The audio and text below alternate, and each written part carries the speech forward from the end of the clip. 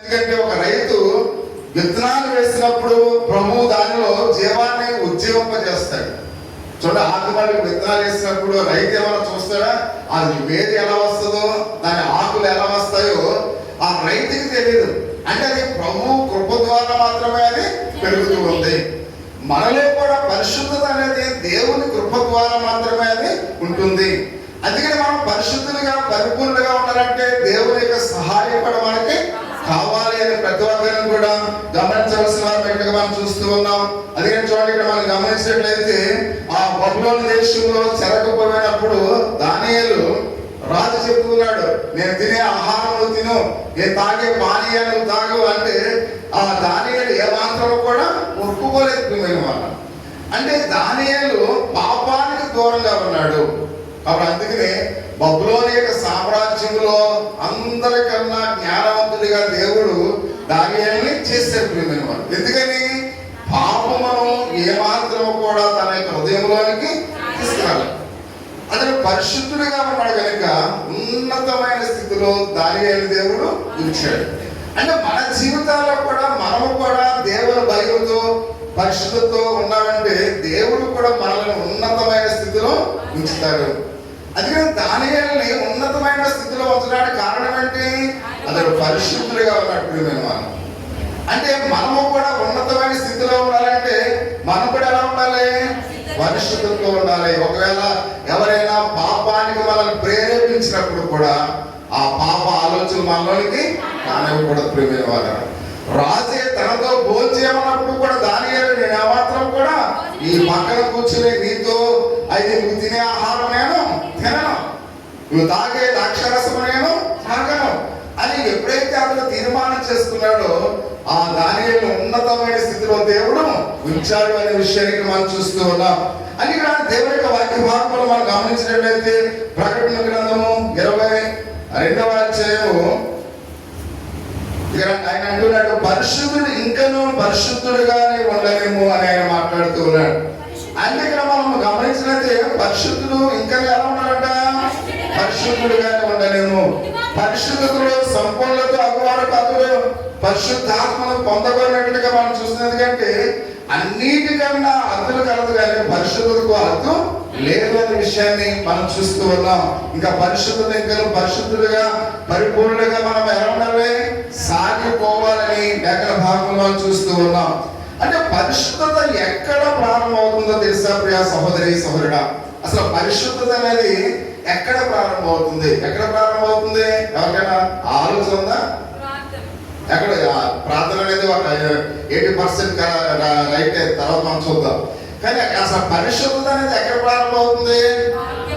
సిలువలో ప్రారంభమవుతుంది. అంటే కలువరిలో ప్రభువైన యేసుక్రీస్తు వారు ఎప్పుడైతే మన అందరి కొరకు అక్కడ ఆ కలువరిలో ప్రాణం పెట్టాడో అక్కడే మనం ఎప్పుడైతే క్రీస్తు రక్తములో కడగబడ్డామో అప్పుడే మనం ఎలా ఉన్నాం? పరిశుద్ధులుగా ఉన్నాం. అంటే మనం పరిపూర్ణంగా పరిశుద్ధులుగా ఎక్కడ మార్చబడ్డాం? ఆ సిలువలో ఆయన కలువరిలో ఎలాడబడిన ఆ రక్తము చేత కడగబడినప్పుడే మనం ఎలా ఉన్నామంట? పరిశుద్ధులుగా ఉన్నాం ప్రియా సహోదరి సహోదర.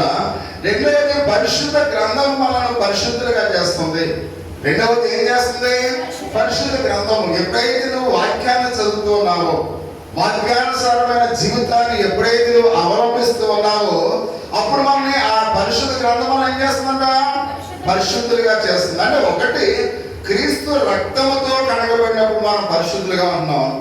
రెండు, క్రీస్తు గ్రంథాన్ని అంటే పరిశుద్ధ గ్రంథాన్ని మనం చదువుతున్నప్పుడు మనం పరిశుద్ధులుగా అవుతూ ఉన్నాం. మూడు, పరిశుద్ధపరిచేది ఆసక్తికరమైన ప్రార్థన ప్రేమిన మనం. అంటే ప్రార్థన కూడా మనం ఏం చేస్తుంది? పరిశుద్ధులుగా మారుస్తూ ఉంది. అంటే పరిశుద్ధ పరుస్తూ ఉంది.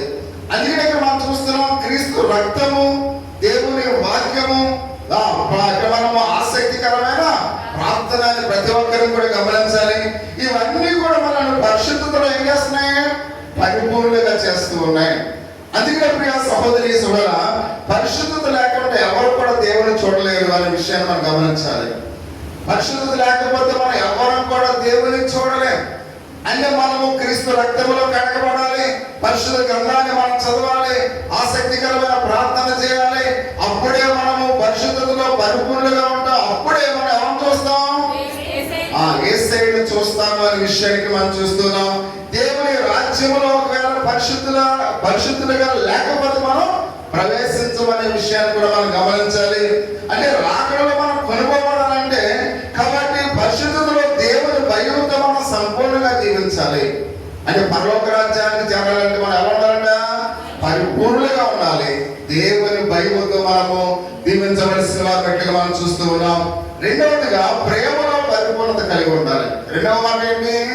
ప్రేమలో పరిపూర్ణత కలిగి ఉండాలి. మొదటి ఆహ్వానం పత్రిక 4వ అధ్యాయం 18వ వచనం, పరిపూర్ణ ప్రేమ భయముతో వెళ్ళగొట్టునట్టు. అంటే పరిపూర్ణ ప్రేమ భయమును ఏం చేస్తుందంటే వెళ్ళగొడుతుంది. అంటే ఆయా మార్గాల్లో మతాలు ఆ యొక్క ప్రేమల గురించి మనకి ప్రాముఖ్యత ఇస్తూ ఉన్నట్టుగా మనం చూస్తున్నాం. ఆ ప్రేమే దేవుడని అనేక మంది చెప్తూ ఉంటారు. ప్రేమే మానవుని యొక్క హృదయంలో నుంచి ఆ స్పందన ఈ లోకం చాలా మంది చెప్తుంటారు. కానీ దేవుని యొక్క ప్రేమామయుడని చాలా మంది ఎరగట్టిపోయిన వాళ్ళ. అసలు ఆ దేవుడే ఎలాంటి వాడంట? ప్రేమామయుడైనట్లుగా మనం చూస్తున్నాం. అంటే ఆయనలో ప్రేమ పరిపూర్ణంగా ఉంది. అదొక ఇది మానవుని యొక్క హృదయం నుంచి వచ్చేది కాదు. యేసుక్రీస్తు యొక్క ఆయన శరీరంలో మొత్తం అంతా కూడా ఆయన ప్రేమ మైడైనట్లుగా పరిశుద్ధ గ్రంథంలో అయితే మనం చూస్తూ ఉన్నాం. అంటే లోకంలో చాలా పలు రకాల ప్రేమలు మనం చూస్తూ ఉంటాం. లోకంలో చాలా రకాల ప్రేమలు మనం చూస్తూ ఉంటాం. అందులో కొన్ని విషయాలకి మనం చూసినట్లయితే వేషధారణతో కూడా కొంతమంది ప్రేమిస్తూ ఉంటారు. వేషధారణతో ఏం చేస్తుంటారు? వేషధారణ అంటే ఇక్కడ మనం చూస్తూ ఉన్నాం. కొన్ని సినిమాల్లో ఆ తల్లిగా ఆ పాత్ర వేసినప్పుడు ఆ తల్లి ప్రేమ చూపిస్తూ ఉంటారు. అదే స్త్రీ మళ్ళా కొన్ని ఆ సినిమాల్లో ఏం చేస్తుంటారు? విలన్గా. అంటే ఇంకా అనేకమైన పాత్రలు అంటే వేషధారణలు మారుతూ ఉంటాయి. ఆ వేషధారణలు మారుతున్నప్పుడు వారి యొక్క వ్యక్తిత్వాన్ని బట్టి ఏం చేస్తుంటారు? ప్రేమలను చేస్తుంటారు. అంటే మానవులుగా కూడా మనలో కూడా చాలా మంది వారి ప్రేమలు ఎలా ఉన్నాయంట? వేషధారణతో కూడిన ప్రేమలు ఉన్నాయి. అంటే ఆ ప్రేమ కూడా శాశ్వతమైనది కాదు. వేషధారణతో కూడిన ఈ లోకంలో అనేక మంది ప్రేమలు కలిగి ఉన్నట్టుగా మనం చూస్తూ ఉన్నాం. కాబట్టి రెండు ఇక్కడ మనం గమనించినట్లయితే అది ఇక్కడ స్వార్థమైన ప్రేమ కలదు. చాలా మంది స్వార్థంతో ప్రేమిస్తూ ఉంటారు. అంటే స్వార్థ ప్రేమ అంటే అర్థం ఏంటి? వారికి కలిసి వస్తే ప్రేమిస్తారు. అంటే స్వార్థముతో కూడిన ప్రేమలు కూడా ఈ లోకంలో ఉన్నాయి అనే విషయాన్ని మనం చూస్తూ ఉన్నాం. శరీర ఇచ్చల వల్ల కలిగే ప్రేమ కూడా కలగదు. అంటే శరీర ఇచ్చల ద్వారా అంటే ఈ సుఖభోగాల గురించి ప్రేమించే వారు కూడా ఈ లోకంలో చాలా మంది ఉంటారు. అంటే ఈ సుఖభోగాల గురించి ప్రేమించే అనేక మంది అది ఆ శరీర ఇచ్చలను బట్టి వాళ్ళు ప్రేమించే వారుగా ఉంటారనే విషయాన్ని అయితే మనం చూస్తూ ఉన్నాం. అంటే సహోదర ప్రేమ కూడా కలదు. చాలా మంది సహోదర ప్రేమ కూడా కలిగి ఉంటారు. అదేవిధంగా అన్నదమ్ముల యొక్క అక్కజుల యొక్క ప్రేమను మనం చూస్తూ ఉన్నాం. బిడ్డల మధ్య ప్రేమను చూస్తూ ఉన్నాం. కానీ ప్రేమ అనేది ప్రభు ప్రేమ త్యాగపూరితమైనది ప్రేమ అన్నమాట. అంటే ఈ లోక సంబంధమైన ప్రేమల కన్నా యేసుక్రీస్తు యొక్క ప్రేమ ఎలాంటిదంట? త్యాగపూరితమైనది. అంటే ఈ అన్నదమ్ముల ప్రేమ కన్నా, అక్కజనుల ప్రేమ కన్నా, వేషధారణతో కూడిన ప్రేమ కన్నా, శరీర ఇచ్చలతో కూడిన ప్రేమ కన్నా ప్రభు ప్రేమ ఎలాంటిదంట? త్యాగపూరితమైన ప్రేమని మనం చూస్తూ ఉన్నాం. అది హృదయాన్ని ఆ హృదయంలో నుంచి కలిగించే ప్రేమ అన్నమాట. అని క్రీస్తు ప్రేమ ఎంత అమూల్యమైనది మనం చూస్తూ ఉన్నాం. ఆ ప్రేమకు చాటి లేని ప్రేమ అన్నమాట. ప్రభు ప్రేమ ఎలాంటిదంట? చాటి లేని ప్రేమని మనం చూస్తూ ఉన్నాం. అందుకంటే యోహాను సువార్త 15వ అధ్యాయం 13వ వచనంలో తన స్నేహితుల కొరకు తన ప్రాణం పెట్టి వారి కంటే ఎక్కువ ప్రేమ గలవాడు ఎవరిలో లేడని మనం చూస్తూ ఉన్నాం. అంటే యేసుక్రీస్తు యొక్క ప్రేమ అది ఎంత గొప్పదో మనం గమనించవలసిన వారి బట్టి మనం చూస్తూ ఉన్నాం. అంటే తన స్నేహితుల కొరకు ప్రాణాన్ని పెట్టిన ప్రేమ ప్రియ సహోదరి సహోదరుడా. అంటే స్నేహితుల కొరకు ప్రాణం పెట్టే వారి లోకంలో ఎవరు ఉంటారా? ఎవరు కూడా ఉండరు. అది త్యాగంతో కూడిన ప్రేమ. అది ఎలాంటి ప్రేమ అంట? త్యాగముతో కూడిన ప్రేమ. అందుకనే ప్రభు అయినా మన కోసం తన అమూల్యమైన కలువరిలో తన విలువైన రక్తాన్ని చిందించిన ప్రేమైన వాళ్ళ. అందుకంటే అనగా ప్రేమ అనగా అది వివరించడానికి అపోస్తలుడైన పౌలు 1 కొరింథీయులకు రాసిన పత్రిక చెప్పినట్టుగా 13వ అధ్యాయం అంతా కూడా మనం చదవవలసిన దగ్గర అందులో రాస్తున్నాడు. అంటే ఈ లోకములో ఉన్న వాటి కన్నా ప్రేమ అనేది ఎంతో అమూల్యమైనది మనం చూస్తూ ఉన్నాం. అది ఎలాంటి ప్రేమ అంట? త్యాగముతో కూడిన ప్రేమ. అది గమ్మము ఏమాత్రం కూడా ఉండదు. అక్కడ ఆ 13వ అధ్యాయం అంతా కూడా మీరు ఇంటికి వెళ్ళిన తర్వాత చూస్తే ఆ ప్రేమలో ఉన్న ఆ ప్రాధాన్యత ఎంతో చక్కగా అపోస్తలుడైన పౌలు వివరించినట్టుగా మనం చూస్తూ ఉన్నాం. అంటే ఈ కలవరి యొక్క ప్రేమను ఒకసారి ధ్యానించినప్పుడు మంచివాడి కొరకు ఒకడు మరణించవచ్చును కానీ పాపులమై ఉన్న మన కోసం క్రీస్తు మన కోసం ఏం చేశాడైనా చనిపోయాడు. ఒకవేళ మంచివాడి కొరకు ప్రాణం పెట్టాడు అనుకోండి, వాడు ఎంతో మంచివాడు, వాడి కోసం ప్రాణం పెట్టారని మనం చెప్పుకోవచ్చు. కానీ యేసుక్రీస్తు వారు ఎవరి కోసం ప్రాణం పెట్టాడు? మన కోసం. అంటే పాప సంబంధమైన జీవితాన్ని జీవిస్తున్న మన కోసం ఆయన తన ప్రాణాన్ని పెట్టాడు. ఎవరైతే ప్రభు అయిన యేసుక్రీస్తు వారు ముఖం మీద ఉమ్ము వేశారో, ఎవరైతే ఆయన ముఖం మీద కిరీటం పెట్టి ఉన్నారో, ఆ తల మీద ఆయన ఎవరైతే పిడుగుదులు బుద్ధి ఉన్నారో, ఎవరైతే అవమానించారో, ఎవరైతే హేళన చేశారో, అయితే వారందరి వరకు కూడా ఆయన తన ప్రాణాన్ని పెట్టాడు. అంటే మన శత్రువుల కోసం మనం ఏమన్నా ప్రాణం పెడతామా? ఎవరు కూడా పెట్టం. మనం ఎవరు పెడతారా? కాదు. అంటే ప్రభువులకు శత్రువులుగా ఉన్న మన కొరకు ఆయన తన ప్రాణాన్ని అర్పించాడు. ప్రభువును మనం వ్యతిరేకిస్తున్నప్పుడు, ప్రభువును అనేకమైన నిందలు ఆయన మీద వేస్తున్నప్పుడు కూడా ఆయన మన కోసం తన ప్రాణాన్ని పెట్టి ఉన్నట్లుగా మనం చూస్తున్నాం.